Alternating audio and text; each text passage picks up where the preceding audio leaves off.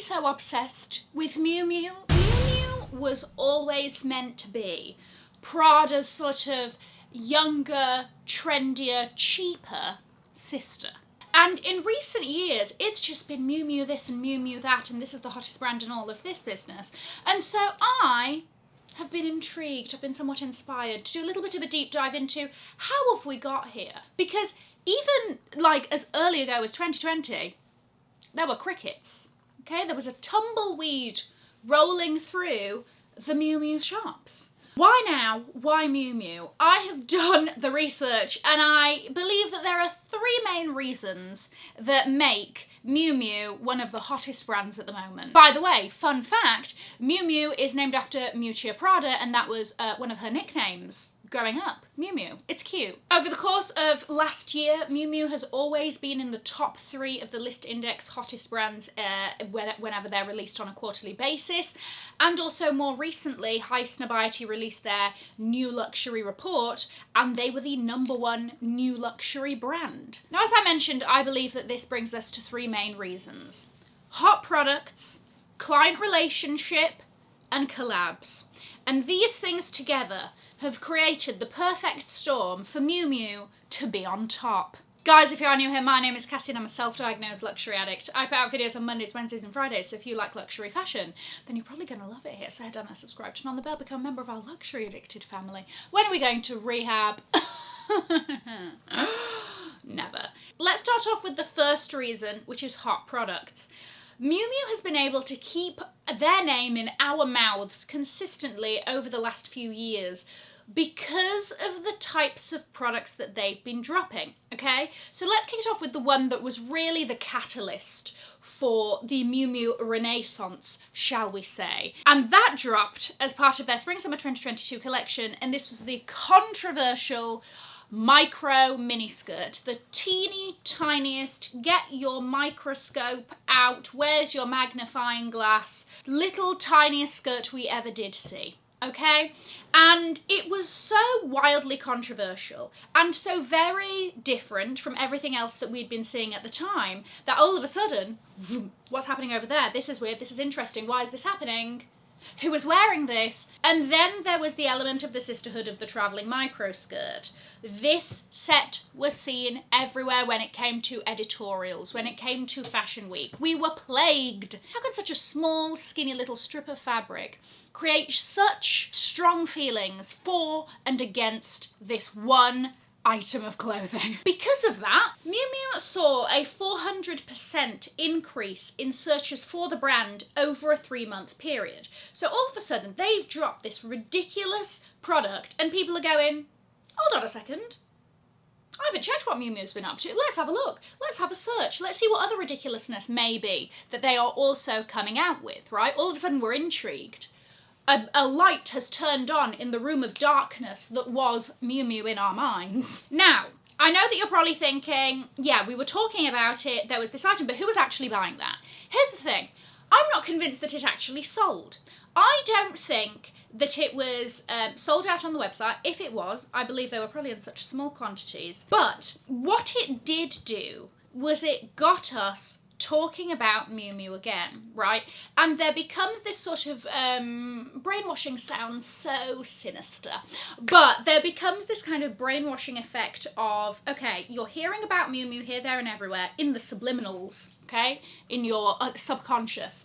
And so the next time you're out and about, maybe you're physically in a shop, in a department store, you're like, yeah, let's have a look what Miu Miu's doing. Or the next time you're looking for a bag, instead of going to the usual suspects that you check up on, you might also throw in a little Miu Miu into the mix. Oh, let me just see what they're doing, right?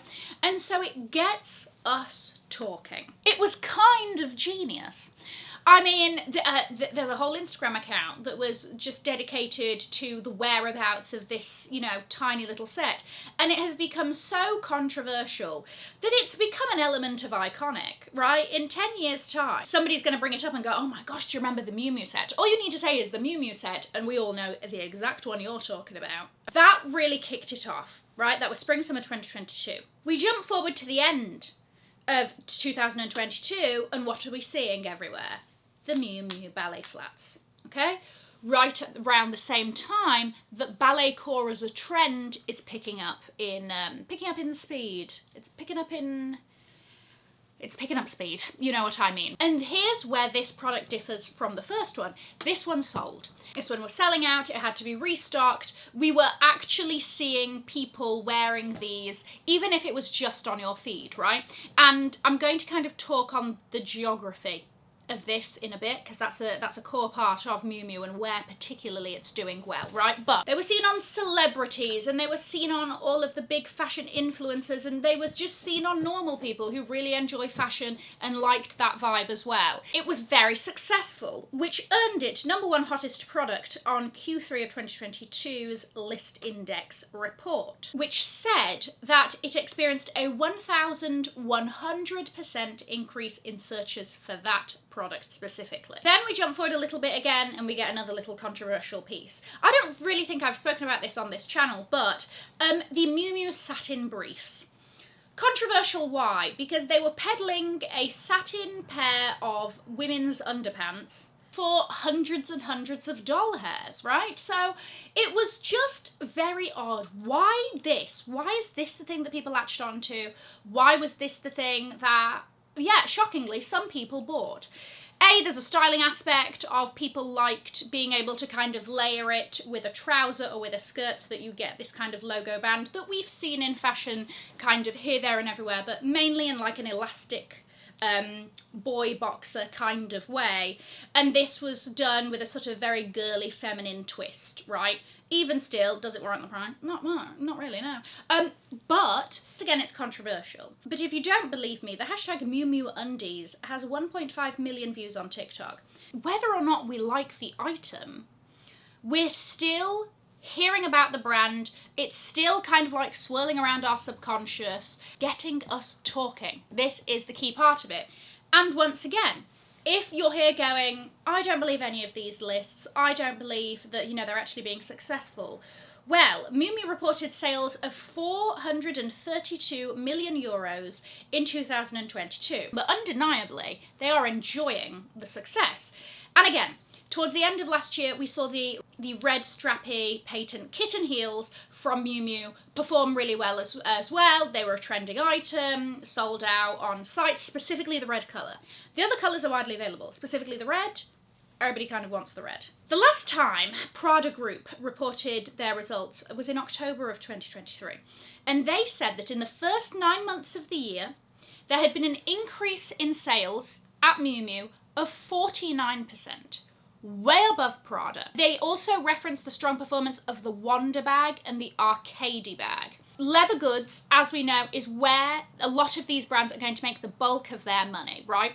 And Miu Miu in general does tend to have a little bit more, I'm not saying that it's cheap, but a little bit more of an accessible price point if you compare it to Prada, if you compare it to the other big players, right? And they've positioned themselves as this kind of like young, trendy, appealing to maybe a younger audience brand. Ambassadors like Sydney Sweeney, Emily Ratajkowski, Emma Corrin, people like that. But what's interesting is that the growth of Miu Miu is not consistent globally.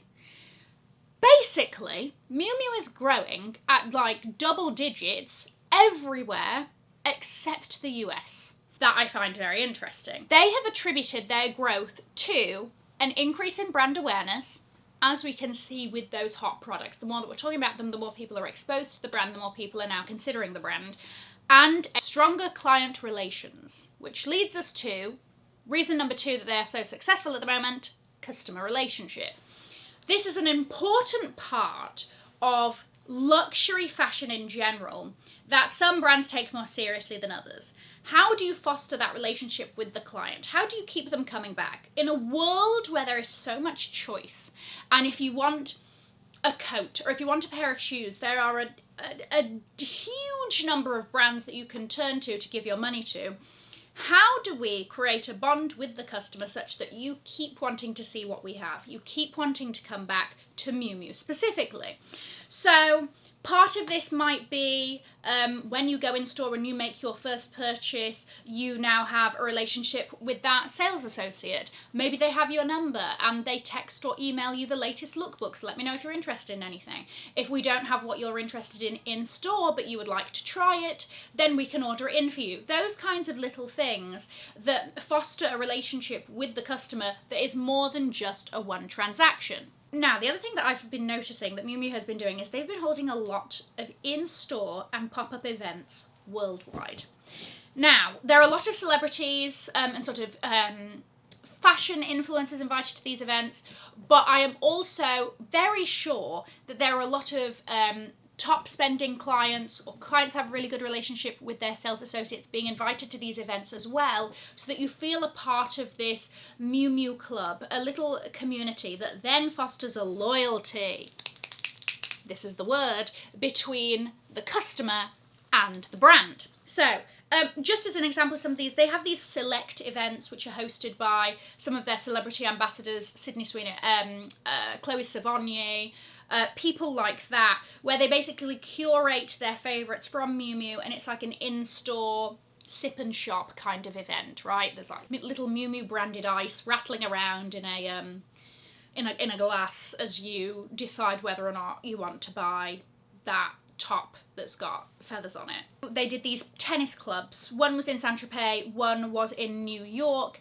and it was just for a day that they had kind of like turned these spaces into little Miu Miu tennis clubs, and again invited these sorts of very fashiony people, but also clients. They did the Malibu Summer Club last year, similar thing. Then we move on to reason number 3, which is collabs. Now, I know people are sick of collabs and all of that, and some people are like, it really doesn't work on me. I'm not interested if a brand, either which one involved, does a collaboration. But undeniably they work. There's a reason why these brands keep doing it, and most of the time keep returning to the same brands and sort of have these long-term collaborations. Miu Miu has done this with 2 brands over the last couple of years, and funnily enough, they're both footwear brands. So they have a long-term collaboration with New Balance, which has involved them doing kind of like denim versions of New Balance styles and corduroy, and the most recent drop is just a crystallized version. But they also did a collaboration with Churches for brogues, basically. This is like the shoe that I'm maybe least interested in ever, but yeah. With collaborations, they sort of say that it introduces one brand's customer to another brand or whatever.